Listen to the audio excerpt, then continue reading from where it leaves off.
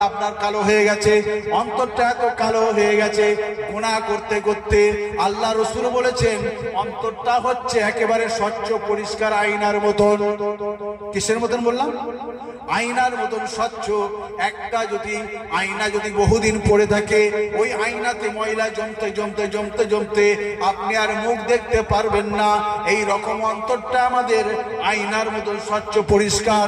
গুনাহ করতে করতে এই উম্মতের অন্তরটা কালোই কালো কালো হয়ে গেছে, কালোই কালোকিত হয়ে গেছে।